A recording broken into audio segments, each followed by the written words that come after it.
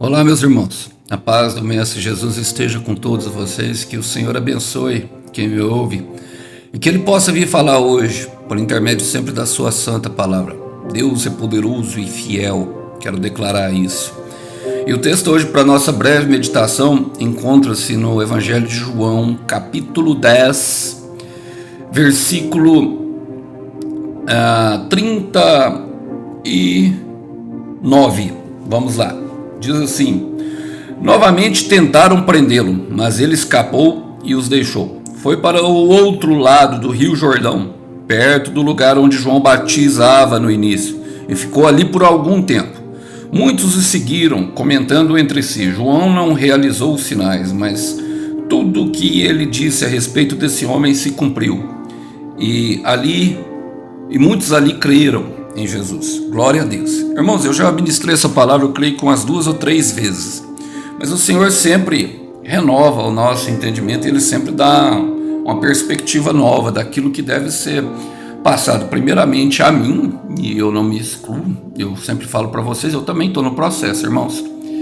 E é aos irmãos que confiam aqui na ministração do irmão Alisson. Bom, e eu quero fazer algumas aplicações pertinentes.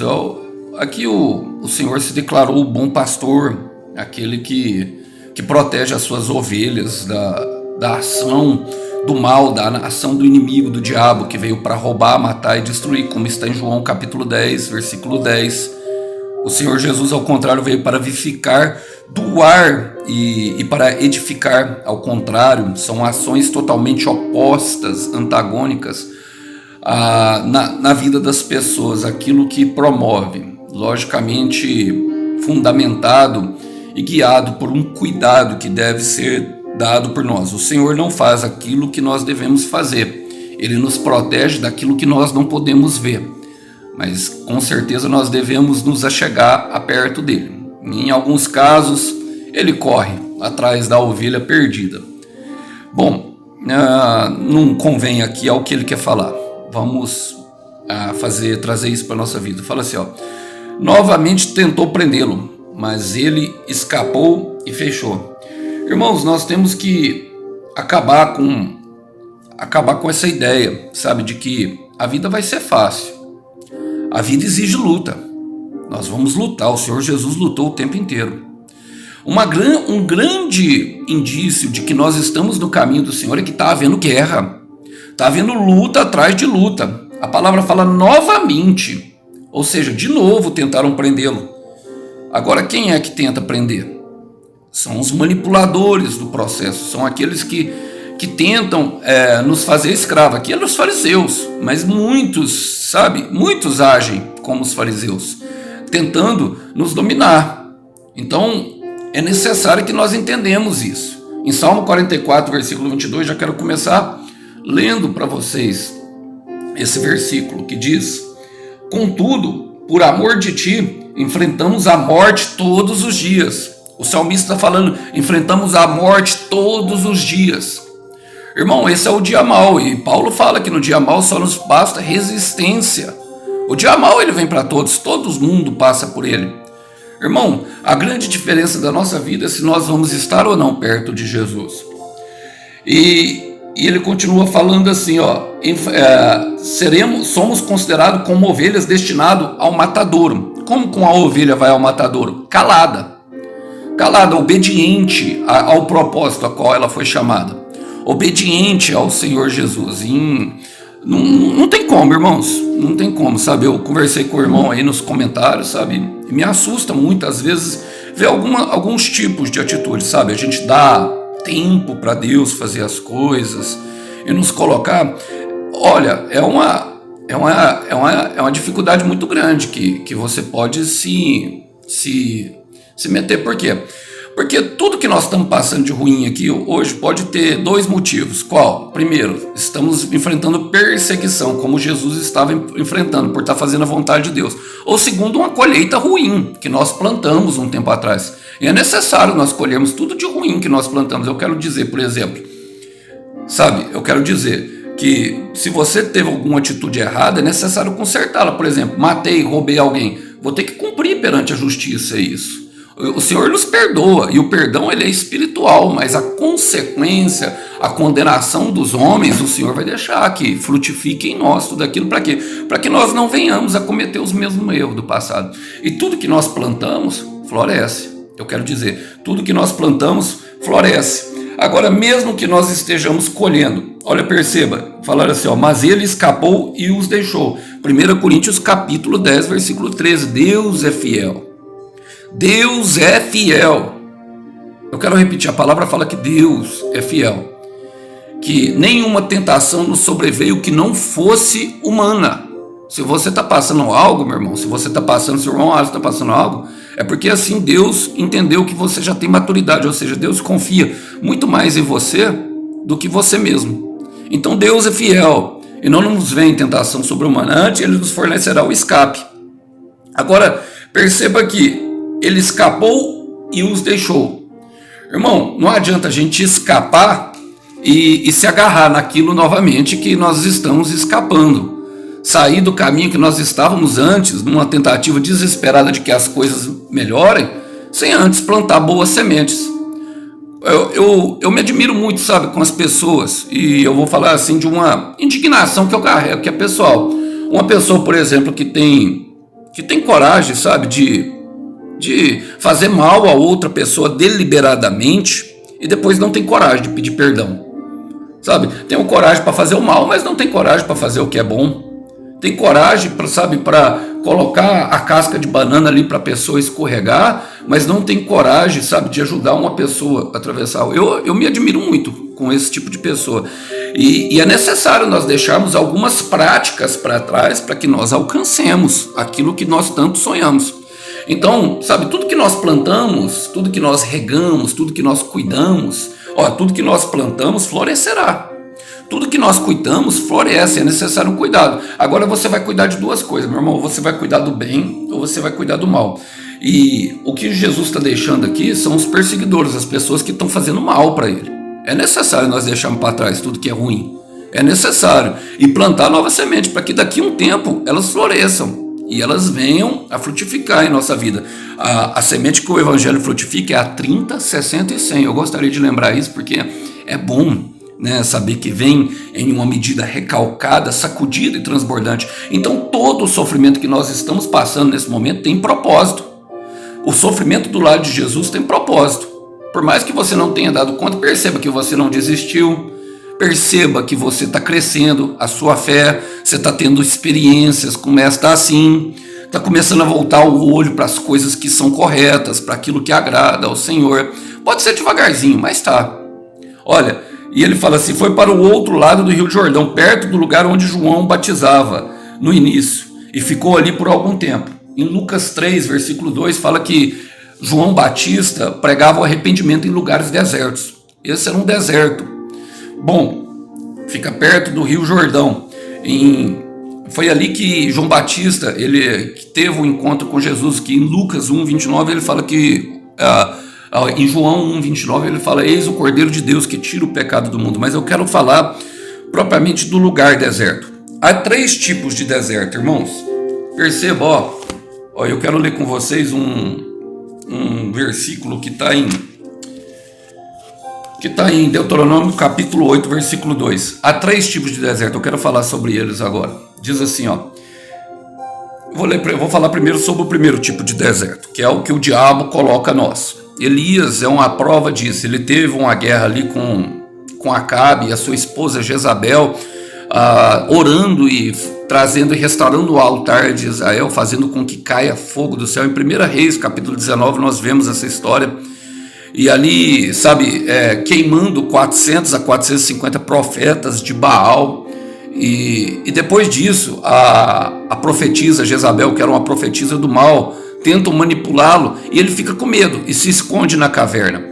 Bom, aquilo ali é considerado do que o diabo olha. E o Senhor chega e fala, Elias, o que está fazendo ali? O Senhor deu provisão para Elias durante o tempo, mas depois o Senhor falou, volte pelo caminho da onde você veio. Ou seja, restaurou as forças e a coragem de Elias. o deserto que o diabo coloca nós oramos, e os nascidos do Espírito, os que já entenderam a identidade, que são filhos e que carregam a autoridade, oram e o diabo sai. Sabe, Deus expulsa, envia os seus anjos e nos tira daquele lugar. Lembrando que ele nos mantém ali provisionados durante aquele momento. Outra é esse que eu falei, que é a questão da nossa plantação. Eu chamo de luta, nem de deserto. São as lutas que nós mesmos promovemos. Por exemplo, ela é necessária arrependimento, mas nós saímos dela no momento em que nós queremos. Por exemplo, eu fiz mal ao meu irmão, eu vou lá e peço perdão. Eu saí desse deserto, sabe? Dessa falta de paz que o meu coração está sentindo. Eu fiz mal a alguém, eu vou perante a justiça, eu pago, eu saio. Agora tem o deserto que Deus coloca, que está em Mateus capítulo 4, versículo 4. O Espírito levou Jesus para ser tentado ao diabo. Eu quero repetir isso. O Espírito levou Jesus. Qual a finalidade? Ser tentado. Por quem? Pelo diabo. E só sai de lá, meu irmão, quando Deus quer. Quando cumpre o propósito. Quando aquele deserto cumpre o propósito. Esse propósito serve para quê? Aperfeiçoamento do santo. Tá aqui, ó. Deuteronômio capítulo 8, versículo 2. Lembre-se de como o Senhor seu Deus os guiou pelo deserto. Estes 40 anos. Olha só o que Deus fazia. Humilhando-os, pondo às provas seu caráter para ver se vocês obedeceriam ou não aos seus mandamentos. Irmãos, Israel saiu e foi liberta do Egito, nós conhecemos já a história. E quando eles entraram no deserto, logo Moisés subiu para pegar os mandamentos. Eles já fizeram um outro Deus. Façamos aqui outros deuses que façam o nosso querer. Você percebe a manipulação da fé? Sabe, eu vou na igreja, eu orei, agora Deus tem que fazer para mim. Eu tô indo no monte, eu tô fazendo jejum, agora Deus tem que fazer para mim. Não funciona dessa forma. Nós não podemos manipular a Deus. Deus não é manipulável. E o nosso relacionamento com Deus diz muito do relacionamento que teremos com as outras pessoas. Deus colocou a nação de Israel no deserto, por quê? Porque ele prometeu uma terra que mana leite e mel, mas a terra que mana leite e mel seria conquistada, e por isso ele colocou Josué na frente, um conquistador nato, um homem que lutava, que quando estava ali de frente à terra que Moisés mandaram eles espiar, foram 12. Josué e Caleb voltaram, sabe, os 10 desanimaram toda a turma de Israel, falando assim, nós não vamos conseguir não, tá muito difícil, tem uns gigantes lá, mas Josué e Caleb falam assim, é bem verdade isso, mas nós conseguiremos com a força do Senhor, e tem muito mais, tem uvas grandes, a terra realmente mana leite e mel, ou seja, pessoas que viam, meu irmão, a solução em vez do problema, apontavam para Jesus em vez do problema. A mentalidade, o deserto serve justamente para tirar uma mentalidade antiga, e inserir uma mentalidade de conquista, tirar uma mentalidade parasita e colocar uma mentalidade doadora, sabe? Muitas pessoas durante o Egito aprenderam totalmente e se distorceram totalmente do propósito para o qual Deus nos criou. E por isso ele começa falando humilhando-os. E nós temos que nos humilhar perante a mão de Deus e não perante a homens. Tem pessoas se humilhando diante de homens, diante de pessoas. Vai ter problema. Vai ter problema. A humilhação é diante de Deus. E tem muita gente querendo mandar em Deus. Sabe qual que é o problema? É porque nós não aceitamos a nossa semelhança com Deus. E aí nós queremos mostrar para Deus, Deus, se o Senhor me der dessa forma aqui, eu vou cumprir o seu propósito. Você não cumpriu antes, irmão. Sabe, tá cheio de depressão. Tá cheio é bipolar, tá cheio de confusão. Tem que admitir aonde você tá no deserto. Para poder seguir o caminho, tá com transtorno de ansiedade, tudo que você fez deu errado, tudo que nós fizemos deu errado até agora, e você está querendo mostrar para Deus como é que vai consertar o seu problema. É isso mesmo? Nós temos que assumir a nossa responsabilidade e pôr na prova o seu caráter. Deus sabia o que tinha no coração dele, sabia, queria te mostrar para quê? Para você começar a confessar os pecados, a sua ansiedade, a sua manipulação, tudo isso, sabe? Tirar de dentro do teu coração, abrindo a boca. É para isso que nós estamos no deserto. Bom, e fala assim, muitos seguiram comentando entre si. E é impressionante isso, porque Jesus encontrou muito mais fé no deserto, é irônico isso, muito mais fé no deserto que entre líderes religiosos e os líderes judeus. Olha, o que eles comentavam? Falava assim, João não realizou, mas tudo que ele disse a seu respeito deste homem se cumpriu, e muitos ali se creram. Eu quero ler com vocês um versículo que reflete justamente o que diz a respeito. Os homens seguiram ele ao deserto, irmão. Foram com Jesus para o deserto, sabe? Saíram do conforto do seu lar, pagaram um preço por causa de Jesus. Por quê? Porque ouviram uma palavra que era João Batista. Quem era João Batista? Um homem que preparava o caminho, um homem que apontava o caminho. Resolveram se atirar no processo, sabe? Com amor e com carinho. E esse fala do amor ágape, que é relatado aqui, ó. Eu vou ler com vocês em Ruth. Eu gosto do livro de Ruth. Capítulo 1, versículo 16. Ruth respondeu: não insista comigo para deixá-la e voltar. Aonde você for, irei. Onde você viver, lá viverei. Seu povo será o meu povo e o seu Deus será o meu Deus. Fala dessa forma com Jesus hoje. O filho do homem não tem aonde reclinar a cabeça. O filho do homem não tem onde reclinar a cabeça. Onde você morrer, ali morrerei, serei sepultado. Que o Senhor me castigue severamente se eu mentir, se eu permitir que qualquer coisa a não ser a morte nos separe.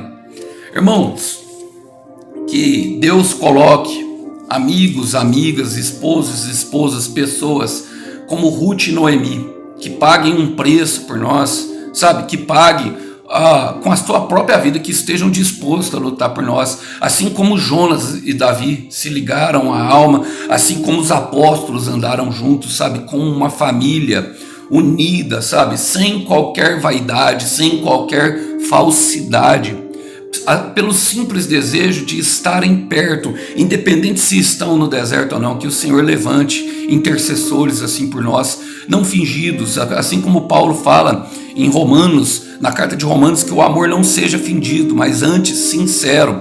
E deve ser dessa forma, irmãos, deve ser dessa forma. Olha, a gente percebe que quando nós nos colocamos no caminho, o único caminho de Jesus é o amor, muitas coisas acontecem. Inclusive as pessoas que nos maltrataram antes, as pessoas que antes, ela fala assim, e muitos ali creram em Jesus. É através da nossa vida, a salvação transbordante, que está em 1 Timóteo 4, versículo 16, fala: cuida-se de si mesmo e do teu dom, porque você tendo cuidado de fazer o que Deus te mandou você fazer, você salvará a si mesmo e a muitos outros. E eu quero declarar isso para a tua vida, mesmo que esteja difícil, sabe? Se entrega à morte, se entrega àquilo que Deus tem para você, porque Deus, o Cordeiro fiel, tem uma recompensa para o teu sacrifício, sabe? Isso não está relacionado a um pagamento um dia na semana, não um ato religioso. Relacionamento não é religião, meu irmão. Relacionamento não é religião, minha irmã. Que Deus abençoe, que nós possamos ficar com essa mensagem, sabendo que depois de termos cumprido a vontade de Deus, Deus fiel é quem prometeu e Ele nos entregará a promessa. A paz do Mestre. Tchau, tchau.